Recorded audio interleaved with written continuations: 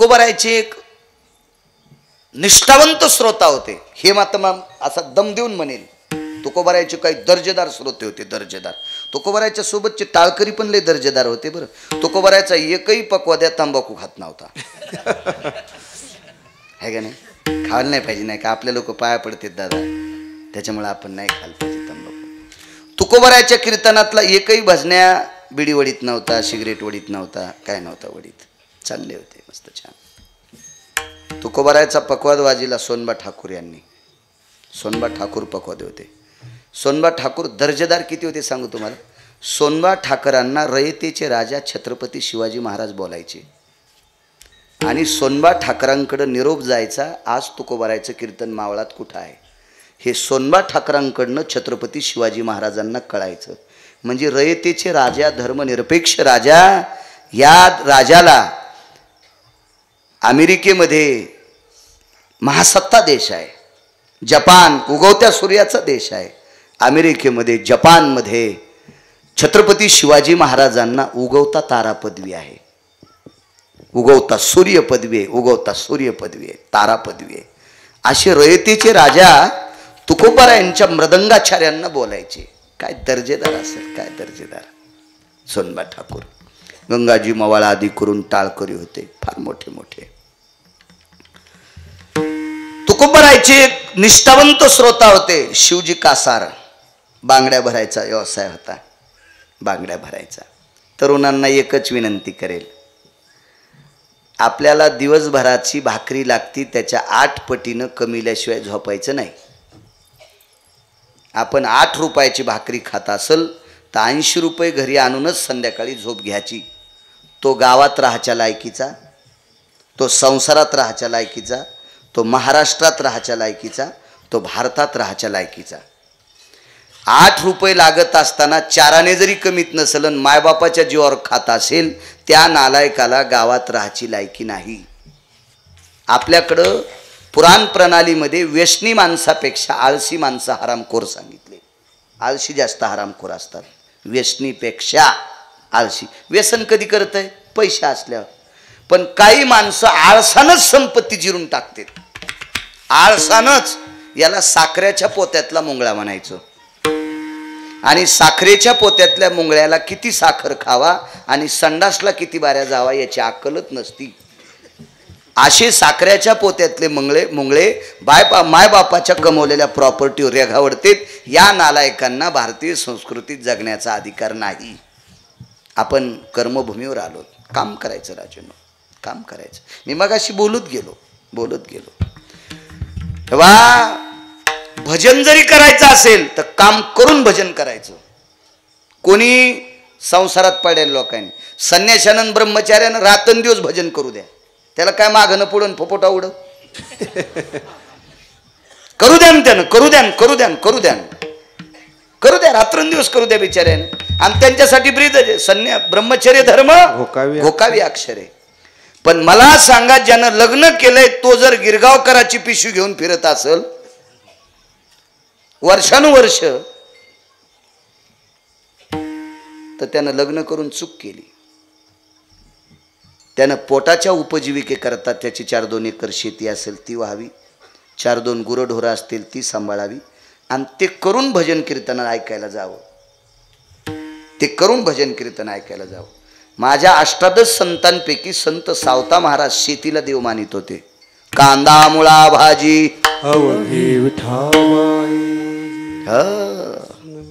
किंवा कामामध्ये काम, काही मना राम राम, जाईल भवश्रम, दुःखाचं सुख करण्याची ताकद. काम करा ना, करा काम. उद्योगम वर्धनते लक्ष्मी. आपण जसं जसं काम करू तशी तशी आपल्याकडे लक्ष्मी येईल.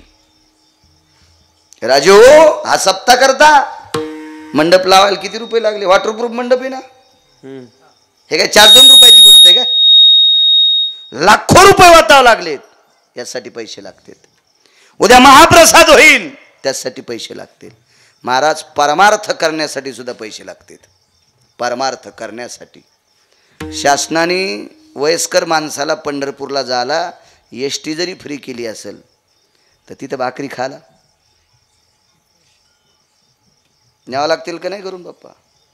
हा का असं शासनाने स्टॉल उभे केलेत? आता पंढरपूरला, तुळजापूरला, कोल्हापूरला जाताना ज्या ज्या एसट्या उतरत्याल त्याला सगळ्याला जेवायला इलेक्शनमधले पुढारी ठराविक काळापुरते करतील. तेही त्यांच्या भागातले. आपल्या तिकडचे आल्यावर टिकूर घेऊन हाणतील. चलो तुमचे मतदानच नाहीत आम्हाला, इथं कशाला जेवता?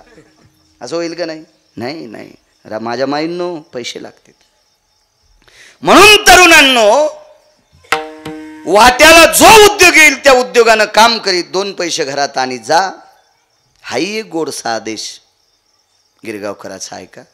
मी मगाशी बोलून गेलो, आपल्या रक्ताच्या नात्यातले नालायक हरामखोर पाहुणे आपलं वाजल्यावर आपल्याला लग्नाच्या पत्रिका देत नाहीत.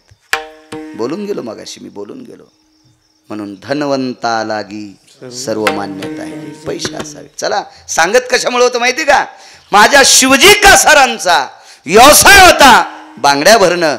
या महाराष्ट्राच्या मातीतल्या या भारत देशाच्या पवित्र स्त्रीला बांगड्या भरायचं काम करत होते. आपल्याकडे बायका बांगड्या घालितात. आपल्याकडे बायका, एक जण म्हणला महाराज माझी बायको बांगड्या घालीतच नाही. म्हणलं मग मला घाल तिच्यावरचे.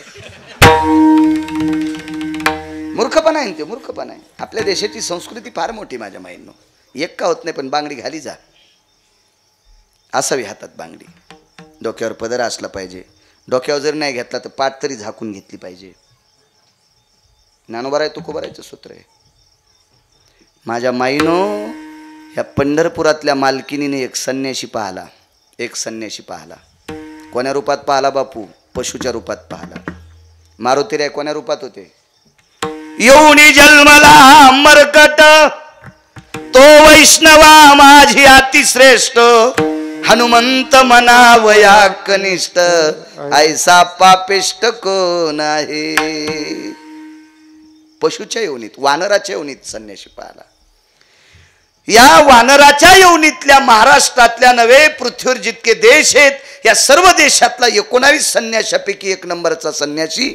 या संन्याशाने सीताई साहेबाच्या पुढे अंगठी टाकली. ती प्रभू रामचंद्राच्या बोटातली अंगठी होती. ती लोपामुद्रेनं अगस्ती महर्षींनी दिलेली अंगठी होती. प्रभू रामचंद्राचा स्पर्श झालेली अंगठी पाहिल्याबरोबर सीताई साहेब अशोक वाटिकेत बसल्या होत्या. पदर पडलेला नव्हता बरं, डोक्यावर पदर होता. पण पैठणच्या मालकांचं वाक्य, तेचा तेचा आचळू सरसावला. आचळू म्हणजे पदर. पशुच्या योनीतला संन्याशी पाहला तरी पदराला हात गेला. मालकाचा स्पर्श झालेली अंगठी पाहिली. अंगठीत सोनं पाहिलंच नाही, अंगठीत मालक पाहिले. तेचा आचळू सरसावला. काय ताकद माझ्या मालकाने. आपल्याकडे संस्कृती, हातातलं कंगन.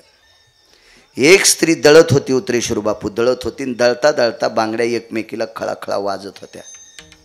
एकादश स्कंदात वर्णन आलं. भगवान दत्तात्रयाने तो आदर्श घेतला. बहुआती संख्याती नादानी लुब्धानी लुब्धानी नादानी संख्या स्थितायाम. जास्त वस्तू एकत्रित घासतात तिथं नाद प्राप्त होत असतो. काय मोठ्या लोकांचा आदर्श हो, दत्तात्रयांचा. हो, बांगड्या आदर्शवाद आहे. आपल्या स्त्री, भारताची स्त्री म्हणजे फार टोकाचं रत्न आहे. फार फार फार नावीन. एका घरी आम्ही जेवायला गेलो. जेवायला गेल्यावर सगळे भजे कुरड्या पापड्या गिड सगळं काय केलं. जेवलोत आम्ही. वेळ होता, थांबलो तिथं. यजमानाला सांगितलं आता तुमच्या घरच्या जेवायला बसवा. त्याची एकटीच बायको होती आणि 2-3 शेजारनी बोलील त्या स्वयंपाकाला. आम्ही 7-8 जण होतोत ना. आणि आम्ही महाराज अधिक शेतकरी, महाराज अधिक शेतकरी. आणि शेतकरी भरगतचं जेवतो ना. आणि ते पुन्हा असं डेकोरेट नव्हतं ना, बर्गर खाय, वडापाव खाय, पिझ्झा खाय, जे दिसल ते खाय, असं थोडं होतं. हे काही खातेत. मग जेवायला असल्या कसकानीच व्हालं. तुझ्या पोटात स्टोप पेटला का? तू काही खातो सोंबळ्या शेळी चरल्यावानी, त्याच्यामुळं तुझ्या पोटात असा स्टोप पेटलाय. चांगलं खाल्लं पाहिजे, आपल्याने केलेलं खाल्लं पाहिजे. त्याच्यामुळं कचून 2-2, 3-3 पोळ्या, 4-4 वाट्या रस, इतकाले भजे, 7-8 कुरड्या पापड्या अशा दाबून या शेतकरी आम्ही. ते आम्ही असं का नाही, शिरा पाहिला की कसकानी, कढी पाहिली की कसकानी. हे काय येडपटवानी भारत असतं. त्यासाठी शरीरसुद्धा चांगलं असं. ते ज्योत घेऊन पोरं पळतात ना, मला फोटो दाखवला मग अशी. असं पळत जा सकाळी सकाळी 10 मिनटं. हो, अंगाला भोकाड पाडून घ्यायची गरज नाही. हो, झोपताना गोळीन, उठलं की गोळीन, जेवायच्या आधी गोळीन, आमची खायन तमकं खायन. माझा एक मित्र दिवसात जेलोशील 20 खात होता. 20 जेलोशील गोळ्या. त्यानं आमच्या इथं जेवायला आल्या, मी आमच्या घरचीला सांगितलं याला वाटीभर पिठलं कर. त्याला चुनपिठात नाही केलं, जेलोशील गोळ्याचंच पिठलं केलं. त्या गोळ्याचंच पिठलं केलं. याची ॲसिडिटी कायमची संपल म्हणलं. आणि गुटके 19 खात होता. महामित्र नाही, मी येरी म्हणायलो महामित्र. अशा भंगिऱ्याला मी मित्र म्हणत असतो. आपलं खाचं शिकत जा. बायकोन केलेला स्वयंपाक खात जा. पैशाचा जोर झाल्यावर धाब्यावर जेवून येतून बायकोला म्हणतो मला भूकच नाही, आणायला पाहिजे तुला. कचून खाल्ला आपलं सुंबळ्या तिकडं आणि घरी आल्यावर भूक नाही म्हणतो. मी म्हणलं आता तुमच्या घरच्या जेव घाला. त्याची बायको एकन शेजारनी 4 जण बसल्या जेवायला. संस्कृती सांगतो. जेवायला बसल्यावर मी असं बाहेर आलो आणि पाहिलं तर त्या पडवीत जेवायला बसल्या होत्या. त्या यजमानाच्या बायकोच्या ताटात भजेच नव्हते. म्हणलं का हो तुमची बायको भजे खात नाही? नाही खातीन म्हणले महाराज. मग आता कसं काय नाही? नाही म्हणले ती तळतानाच खाती. कशा असल्या बघा ना. आधी जशा जगदंबेला कापायला न्याच्यात अशा बसल्या होत्या. भंगार ऐकल्यावर माणसं लयच खुश होते. तो हा जी बाई तळताना भजे खाती तिच्या इथं जेवायला जायला माझ्या गोळ्या संपल्यात का? काही बी चित देऊन ऐकतच नाही. आपल्या देशाची स्त्री संस्कृती संपन्न आहे. शिवजी कासारांचा नियम उद्योग होता बांगड्या भरणं. आणि शिवजी कासार बांगड्याचा व्यवसाय करीत करीत तुकोबारायची कीर्तन ऐकायची. एके दिवशी शिवजी कासारांच्या मुलाला ताप आला आणि त्या तापात मुलगा थंडगार पडला. शेजारी नाली पाहिलं. शिवजी कासाराच्या मुलाला बघितलं, नाडीला हात लावून गेला मुलगा. शेजारणीनं सांगितलं बाई तुमच्या मालकाला एवढंसं सुद्धा कळत नाही. काय नादी लागले त्या तुकोबारायच्या. संसार बळगत नाहीत, काय नाहीत, लेकरा बाळाकडे लक्ष नाही. इस्तू टाकला शेजारणीनं.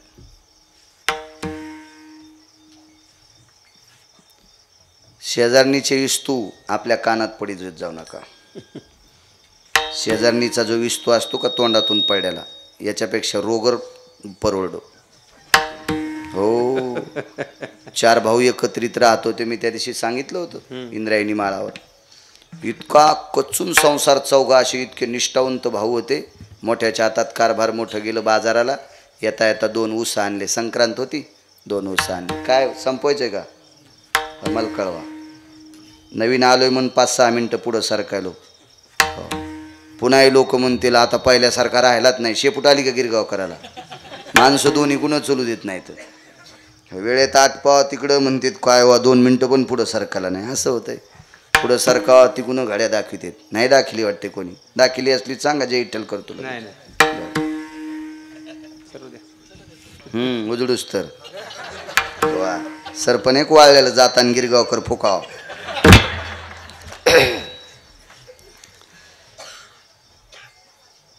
ॲटो रिक्षातून उतरलं. ते 2 ऊस होते. 4 भावाची पोरं. शाळा सुटली दुपारची वेळ आहे. शनिवारचा दिवस, दुपारच्या नंतर सुट्टी. ॲटोतून उतरल्याबरोबर 2 ऊस खांद्यावर होते.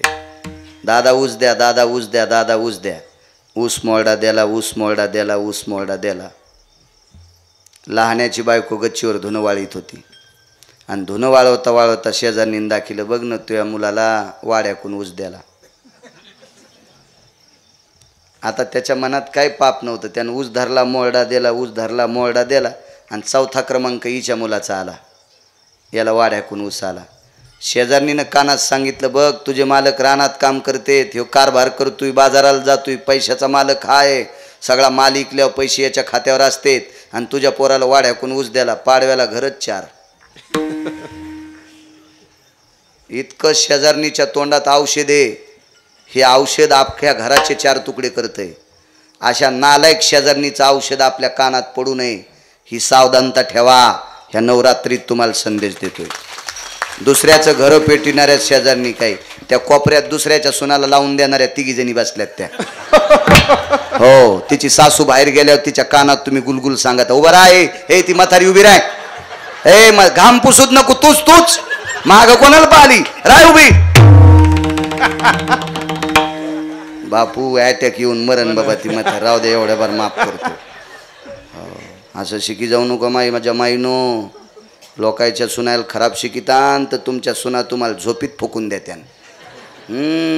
दुसऱ्याकडे एक बोट दाखिलं बाकी सगळे आपल्याकडे असते. चला, शेजारणीनं शिवजी वारकऱ्यांच्या पत्नीला लावून दिलं. शिवजी कासाराची पत्नी वाईट नव्हती. महाराज मुलगा मेला, मुलाचं प्रेत खांद्यावर टाकलं.